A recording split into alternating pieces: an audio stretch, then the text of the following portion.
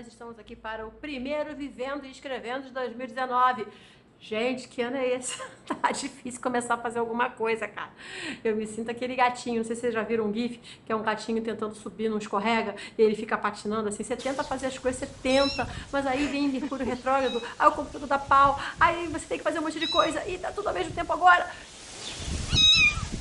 Enfim, agora estamos retomando aqui o canal e nesse primeiro Vivendo e Escrevendo, eu queria falar um pouquinho sobre a inspiração, né, para La Llorona, que é um filme de terror produzido pelo James Wan, acho que eu esqueci agora, acho que é o James Wan, e é um filme de terror que, se você quiser ver a resenha, tá lá no alcateia.com. E também fiz um X5 com a Patrícia Lalan, que viu o filme comigo na cabine de imprensa.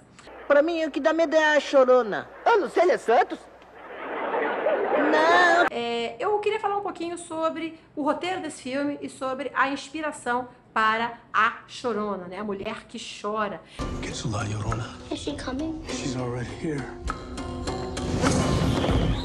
What do we do? Essa entidade que no filme é mostrada como uma mulher de branco, né, que no filme eles utilizaram uma das versões para esta lenda. É uma lenda mexicana, bem antiga, no filme até mostra a data, 1600 e alguma coisa, bem no iniciozinho, contando a história de uma mulher muito bonita, era a mais bonita da vida, com longos cabelos pretos e tal, e que ela era apaixonada, ela se casou lá com um homem lindo, até que teve 2 lindos filhos, né? Em algumas versões são 3.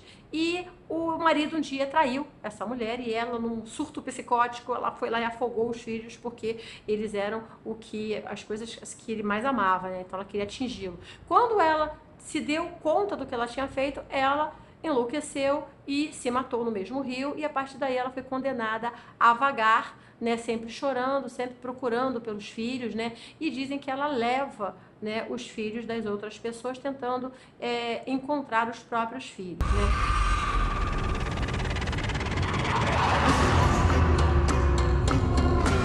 We are facing an evil that has no bounds. Há outras versões dessa lenda que são bem interessantes, inclusive ela se parece muito com a Banshee, porque numa das versões, quem vê a mulher que chora, né, quem vê essa mulher chorando, morre, é uma pessoa que está fadada a morrer. E a mulher que chora, a mulher que está lavando roupas, né, no rio, também é uma figura típica de tradições antigas, como a própria tradição irlandesa, como as tradições celtas. Eu mesmo utilizei a figura da lavadeira no Lua das Fadas, né? Para quem leu a saga, sabe que eu utilizei vários seres, vários elementos, né? Sempre uso nos meus livros elementos fantásticos, né? E essa lavadeira, ela seria uma versão irlandesa da Chorona mexicana. Ou seja, em todas as tradições, nós temos uma versão da mulher, no caso da Chorona, né, da mulher que chora, que também é conhecida como a Bela da Meia-Noite, ou a Mulher de Branco, que geralmente são mulheres que andam de branco, como a Banshee, né, que chegam chorando. A Banshee, quando ela aparece chorando numa janela, chorando em alguma casa, ela está anunciando a morte de alguém naquela família. Então, é uma coisa meio mórbida, né, e tal, meio bem terror, mas essa é a ideia. Eu achei muito legal eles tirarem essa ideia, né, de uma tradição, de um folclore antigo, e usarem no filme. O filme tem probleminhas de roteiro, mas não é sobre isso que eu vou falar exatamente, embora tenha a ver com Vivendo e Escrevendo, porque é observando os acertos e os erros dos roteiros que você pode se tornar mais crítico, tanto para ler, né, tanto como leitor, como para escrever, se você quiser ser escritor. Mas aí, nesse caso, eu acho que você pode dar uma conferida lá na resenha escrita no alcateia.com. O que eu achei interessante foi a parte de pesquisa também da magia. Eles pesquisaram quais as formas de você deter uma entidade como aquela. Eles deram um efeito meio super poderoso para essa entidade. E no filme, ela é meio mal estabelecida. Um roteiro, realmente, como eu falei, ele tem falhas, né? Por quê? Porque você não sabe exatamente de onde ela veio, para onde ela vai.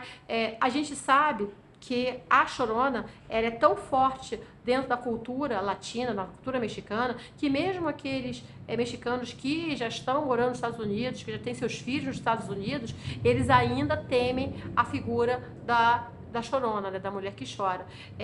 Ainda tem essa coisa dela levar os filhos, né, para o rio, né, de afogar os filhos no rio.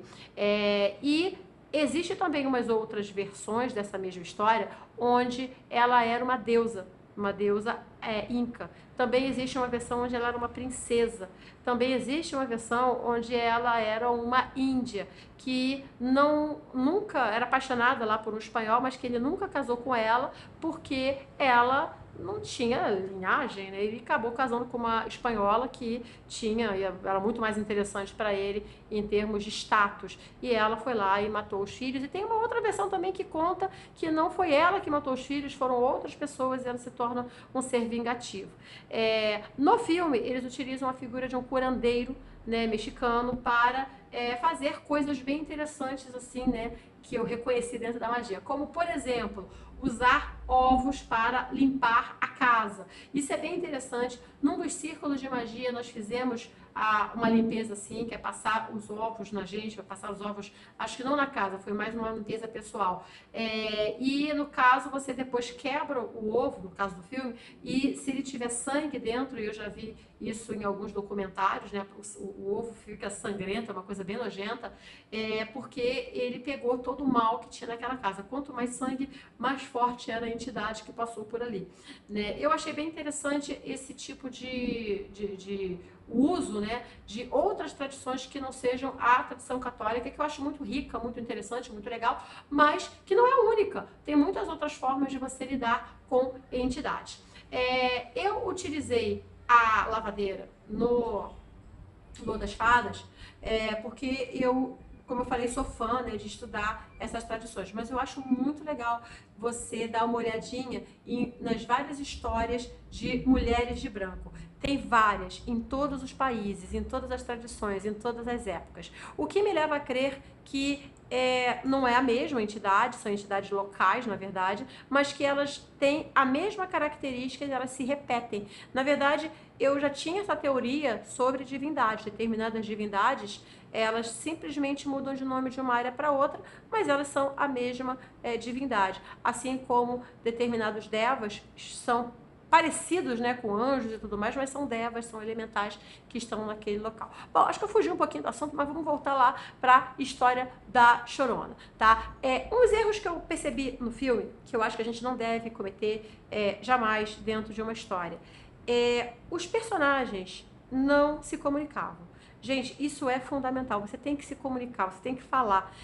E quando eu digo você tem que se comunicar e falar, não é simplesmente ficar falando, aquela verborragia, assim, né? De ficar. Eu acabei de ver um seriado que eu não gostei, que depois eu faço uma outra resenha sobre ele, que Se Eu Não Tivesse Te Conhecido, que é um seriado da Catalunha, em que tem diálogos enormes, e eles não vão para lugar nenhum. Então é blá, blá, blá, blá, blá, blá, blá, blá, blá, blá. E não tem profundidade, né? Então, não é esse tipo de diálogo que eu tô falando, mas você se comunicar. Se você viu um fantasma, você fala! Você faz. Tem uma situação assim que é assustadora do garotinho com a menina presos no carro com a Chorona querendo entrar, e a mãe chega, vê que as crianças estão assim, ó. Aí a mãe, está tudo bem? Aí o garoto fala, não, foi só a minha imaginação. Falei, gente, meu filho, fala assim, mãe, eu vi uma mulher de branco, mãe, socorro, grita. Pra começar, ele já podia ter apertado aquela buzina há muito tempo, tava cheio de policial ali em volta, né? E a mãe, vendo que as crianças estão assim, ó, ela simplesmente fala, ok, que bom, e pega o carro e vai embora. Então, assim, tem várias situações assim, né, de que há uma falta de diálogo entre as pessoas que estão, obviamente, vivendo situações intrigantes ali, e tem efeito físico. Se você tem até motivos quando um personagem não fala o que está passando. Seja por vergonha, seja porque ele está num contexto que não vai aceitar aquilo que ele está falando, sejam, por exemplo, se os pais dele fossem super religiosos e achassem que ele estivesse possuído pelo demônio. Acontece, né? Então, mas não era o caso, né? Então, nada disso era justificado. Ela mesma via coisas e não falava nada na hora de... A menina, todo mundo viu coisas e na hora de se perguntar, mas o que aconteceu? Ah, nada. Né? Então, nunca faça isso. Tá, isso é um problema de roteiro muito sério, né? Eu geralmente gosto muito de trabalhar com os personagens, né? Se você já leu algum livro meu, você sabe que o mais forte, eu acho que são justamente os personagens. Eu deixo que os personagens levem a história. Então, na verdade, para escrever, no caso, Lua das Fadas, foi deixar o Zack e a Bianca levarem a história. Eu não estava fazendo muita coisa ali, não. Eu estava acompanhando aqueles dois e narrando o que eles estavam fazendo. E geralmente é isso que eu faço quando eu escrevo, né? E rezar para dar tudo certo no final. Mas, enfim, eu queria falar um pouquinho da origem da Chorona. Existem, como eu falei, eu acredito, não só da Chorona, mas eu acredito nas várias mulheres de branco, nas várias banshees, nas várias entidades que pranteiam os seus mortos, pranteiam os seus erros, pranteiam o seu karma, né? E vagam ainda por aí, presos ainda naquele momento. E se você der de cara com uma, corra. Se você tiver um talismã, agarre-se nele. Se você tem uma oração de cor, reze. E o principal conselho que eu posso te dar de cara com uma entidade dessas é tentar controlar o seu pânico. Eu sei que é difícil, mas na hora o medo alimenta esse tipo de entidade. Ele percebe, que nem cachorro assim, né? Que fareja o medo. Então, se você puder respirar fundo e se imaginar cercado das suas entidades de proteção, das suas divindades de devoção, você com certeza vai se sentir mais calmo e essa luz vai afastar a criatura. Mas que dá medo, dá, gente. Não pensem que eu não tenho, não, porque já tive várias situações em que na hora eu não tive medo, mas depois eu tive. Demorou para cair a ficha, né?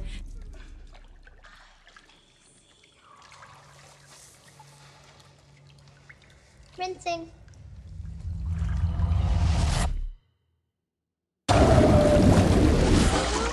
Esse foi o nosso Vivendo e Escrevendo, falando um pouquinho sobre a aventura que é viver e escrever, e eu espero voltar muitas e muitas vezes esse ano para contar mais histórias, não só de filmes, mas também de livros, de seriados e, é claro, também dos nossos livros. Um super beijo e até a próxima. Se você gostou, por favor, curta, compartilhe esse vídeo se você acha que alguém vai gostar, algum amigo seu vai gostar. Deixa aqui algum comentário, que é sempre legal saber o que você está achando, e toca na sinetinha, que aí você sempre vai ser avisado das notificações. Beijo! Tchau! Até parece mesmo que você viu a Chorona.